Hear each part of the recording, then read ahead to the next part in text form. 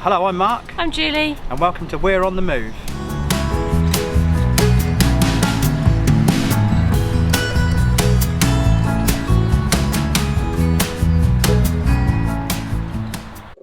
Hello and welcome to the vlog. Hello.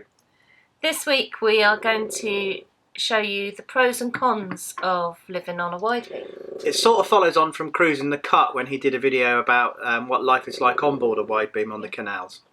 And we were contacted by Emma from Narrowboat Girl, and we'll put a link in the description below to her channel.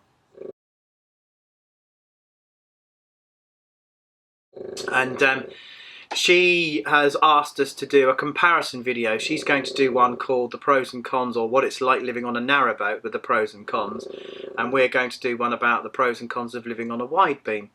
So we thought we'd run you through some of the most common advantages and disadvantages of living on a Widebeam. So let's make a start. Yeah. So, number one then, we're talking about the pros. So I think the biggest pro is obviously the space inside. look at all this space! You know, we have room to manoeuvre, room to move about, room to work. Yeah. Importantly, because obviously Julie is an artist and runs an online watercolour school, and I'm a writer, so we like our separate spaces to be able to work. Yeah. And also it's really good for the fact that we've got a family and they've got other halves that they like to bring along to the boat. So we've got enough space so that if all of us are around, which is normally about 6 of us, then we can all fit in the space, can't we? And that was quite important for us. Yes, it was. Yeah, very important.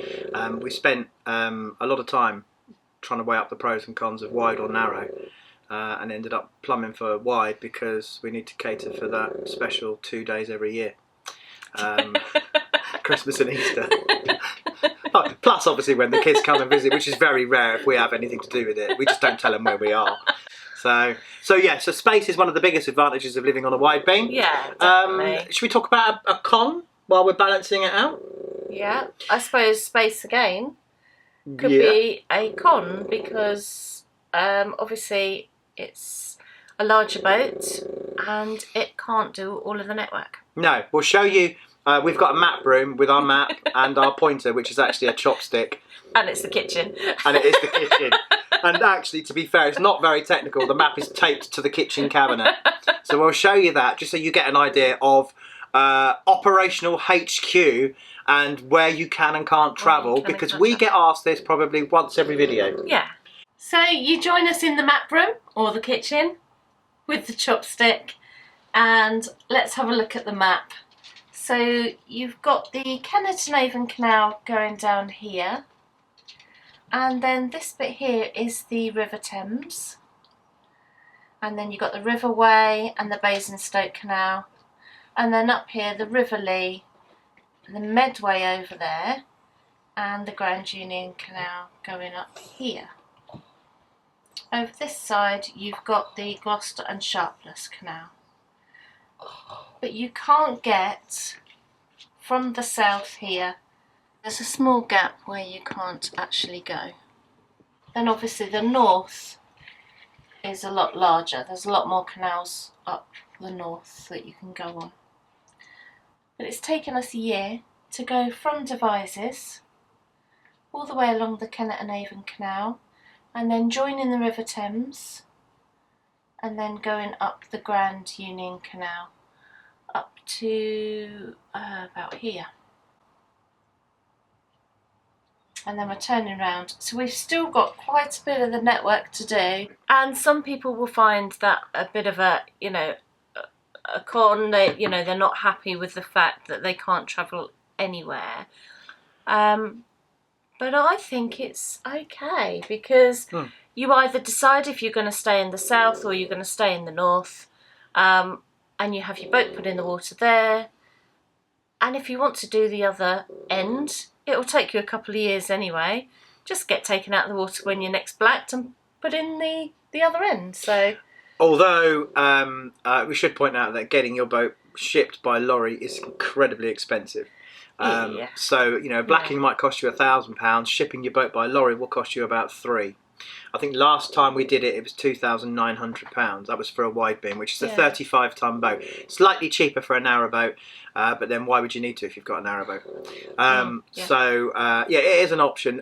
The other thing we would say is if you weren't bound by ties in the south, then it's probably better to be in the north because there's more canals. Yeah. That you can travel on. In the south, essentially, as you'll see on the map, you've got the Kennet and Avon, you've got the Lee, is that right? Yeah. You've got the River Wey, you've got some of the Basingstoke Canal, although the restrictions on the headroom can be a bit of a problem, depending on the water levels. The Thames. You've got the Thames and all of the offshoots from the Thames into London, the Paddington Arm, etc. The Grand Union, and I think that pretty much... You can go back up the Kennet and Avon Canal onto the Bristol Channel and then go into the Gloucester and Sharpness. Yeah, but you probably need a pilot to do the Gloucester and Sharpness bit where you've got to go out into the wash, effectively into the Bristol Channel, isn't it? I reckon next year. Yeah, let's do it, yeah, let's do it, yeah. And then let's just turn around and go to France, shall we? Yeah. Drop us a comment in the box below if you think we should take the boat to France. Okay, so pro number 2. You get to have a full-size bed. Yeah, and that's quite important. You know, we've had bedrooms before, you know, with the children's bedrooms, when they've had these cabin beds and you have to lean over to try and tuck the sheet in because it's up against a wall. And that is something I definitely didn't want to have. I wanted to be able to walk all the way around the bed and tuck it in. Yeah, our experience of narrowboats is that the bed, although they call it a double bed, it's, what is it, 4 foot? Yeah. I think. And if you haven't got a 4 foot fix, 5 foot. then quite often they have a pull-down... Pull-out bed. A pull-out bed. Now, we've seen electric versions of this on a friend's narrowboat. Hello, Moo Moo La Rouge, if you're watching. That's an amazing setup. It's brilliant because it means it automatically folds up and then down again, so you don't have to have any manual labour with it. But also, we didn't like the idea of having to make our bed, actually physically not just make the bed, but make the bed fit the space every single night. So it was important for us to have a walk-around bed that we could actually get round to on all sides. We've got a king size on this one, which is amazing because it means we can keep the bolster pillow down the middle of the bed to keep the distance between us. Julie can lay with her face pointing that way, and I can lay with my face pointing that way, and never the twain shall meet. And here's the king size bed. Another downside that we could think of was the navigation. Even though we're on Widebeam canals, places like the Kennet and Avon Canal can be quite narrow on their navigations. They seem to allow a lot of vegetation to come right out into the canal, and it can reduce the canal by about half. Yeah. And it's not a problem going through, it's a problem when you meet another boat coming the other way. Yeah, yeah. In fact, in some places on the Kennet and Avon, it's so narrow where the reeds have grown in by about 10 or 15 feet that you, even two narrowboats would struggle to pass each other. The other thing as well is on the Grand Union, especially on the Grand Union, there's an awful lot of overhanging trees, and they overhang on the offside because generally it's accepted that the farmers and the landowners would manage their trees, but of course no one's checking that they're managing them. And so you have 10 or 15 feet of canal not accessible. And not only that, quite often when you're going past moored boats, you will be pressed into the trees and they scrape down the side of your boat.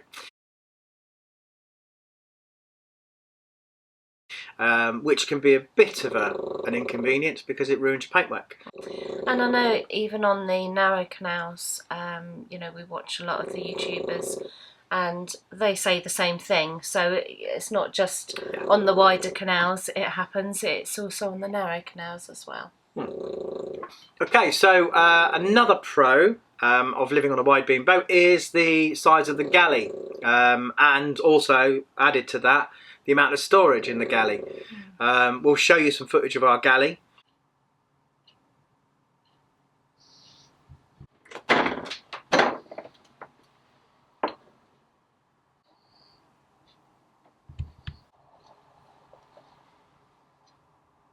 So you can have a look. You can look at Cruising the Cuts video. He does a very good boat tour. Yeah. Or you could check out our boat tour, which I think was video number Whoa. 6 or something back in the day. That was an early one. And it means that we can have a kitchen roughly the same size as the kitchen we had in our house, which is important because we both like to cook, but we can be in the same space, which is really, really useful. Yeah. In actual fact, the amount of worktops that we've got on board is bigger than we had in our 4-bedroom house. So, yeah, completely. Yeah, it's really good. So it does allow you to have a fridge, a freezer, full-size oven. There's a perception that wide beams sit in marinas never move. Yeah. You know, we definitely don't fit that mould. We continuously cruise 365 days of the year. We don't use marinas, and our boat is our home. So, you know, it proves or disproves the theory that wide beams are just floating apartments. They're not. They're actual boats that we live on and move on. Yeah. Another disadvantage that we found, especially on the Grand Union, not so much the Kennet and Avon, are narrow bridges. There are an awful lot of narrow bridges, and you could argue that our boat's wide, so therefore the bridge isn't narrow. It's our boat that's wide, but it's a wide beam canal, so it's built for wide boats. It's built for boats bigger than ours. Yeah, so. 15 feet I think it is roughly. It's not an issue as such on every bridge, it's just that there seems to be a large collection of narrow bridges, and especially narrow bridges on weird and awkward angles on the Grand Union. Some of them almost 90-degree bends.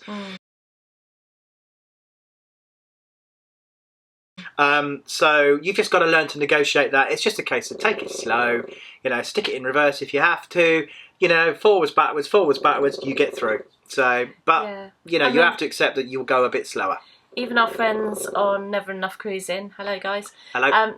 They've got a 70-foot narrowboat, and I think they struggled on some of the bends, going under bridges and round bends. Yeah, they did, but then I just think that's because, you know, he doesn't know how to drive a boat, to be honest. He's told me so himself, he's a novice, absolute novice. Yeah. Another advantage is that wide beams don't tend to rock as much. They don't tend to move as much. I know when we've been on friends' narrowboats. This boat never rocked. When we... Oh. Seriously, you think I'm joking? I'm trying to do this seriously. Sorry, carry on. When we've been on friends' narrowboats, you walk in and God, you nearly fall over sometimes, don't you? Because we're just not used to the fact that it moves when you walk on board. Yeah. And this moves slightly, but you wouldn't even notice, would you? No, you feel a slight undulation, there's a good word. Yeah. We're going to show you how little the boat moves. And to do that, we're going to run from side to side to see if we can get the boat to start rocking. So, here we go. Ready? Go!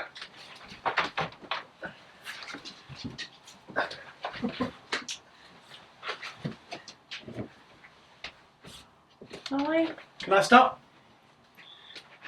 Yeah. Tiniest little movement. Tiny bit. Very, very gentle. Yeah. Another downside to living on and travelling on a wide beam is that you have to plan ahead. You do on a narrowboat, but more so on a wide beam, because as you're going round a blind bend and you meet a narrowboat coming the other way, you've got to think, where are you going to fit? If it's two narrowboats passing each other, then there's always space. But with a wide beam, you almost always have to think 4 spaces or four steps ahead. You know, when you're approaching a bridge and you've got a narrowboat waiting to come through, but you're in the right of way, you know, when you go through the bridge, you've got to then swing if it's on a bend, and you don't want to hit the narrowboat, so you've got to then plan ahead. Do you then hold back, let the narrowboat through so you've got an easier swing through the bridge? There's all sorts of things you've got to do on a wide beam that you probably don't have to give consideration for as much on a narrowboat. Yeah, it takes a little bit longer to do a manoeuvre, I suppose. Yeah. On a narrowboat, a little bit more agile, and so they probably move a bit quicker than we do. So Jonathan's does. Or Speedy Gonzales. Yeah, Speedy Gonzales. Yeah. And also when you're going into locks as well, you can't just open one gate and go in and then shut one gate. Locks take twice as long because you have to open both gates. That's another consideration. Wide beams tend to have a larger water tank, and that means that we can go a full 2 weeks. Possibly even 3. Yeah, between moving the boat to fill up with water again. So I mean, we are lucky in some respects because you barely wash. So as a result of that, we don't use an awful lot of water.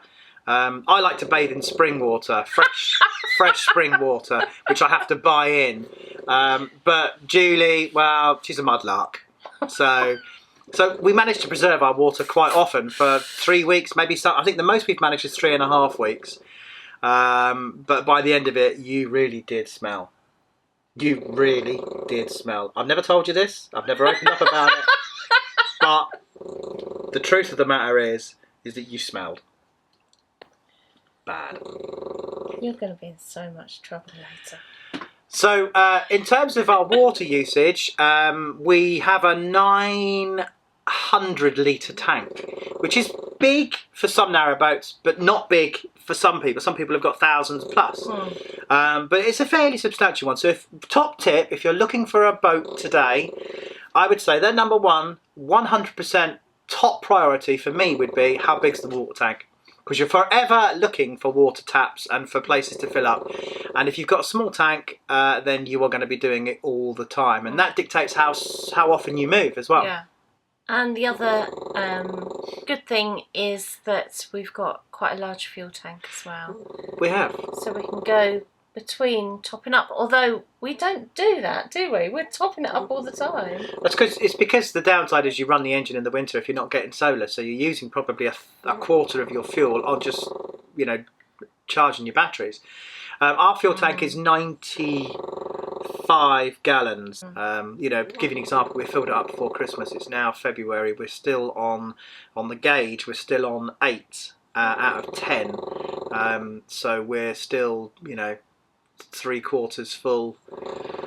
But it is something that you should top up regularly anyway. So, especially in the winter. Yeah, to stop the condensation in the tank and Yeah. fuel bug and things like that. So yeah, I mean, luckily enough, we use Jules Fuels to fill up with, and they put an additive in their fuel, so that stops any diesel bug from forming. But we've also got a special feature on our fuel tank, which also is anti-diesel bug as well. It siphons off any moisture that might get into the fuel from condensation. So, but don't let that, you know, make you lax or lazy when it comes to keeping your tank topped up. You should keep it topped up at all times in the winter. So, okay, so we hope you've enjoyed this pros and cons of living on a wide beam boat. We apologise for the lack of canal footage, but we will show you some cute pictures of Eric just to make up for it.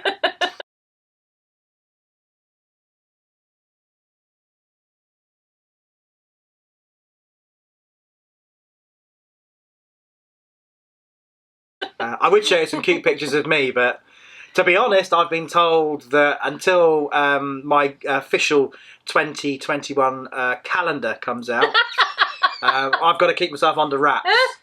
So, yeah, unfortunately. What? Excuse me? If it's good enough for Cliff Richard, and how old's he? How old's Cliff Richard?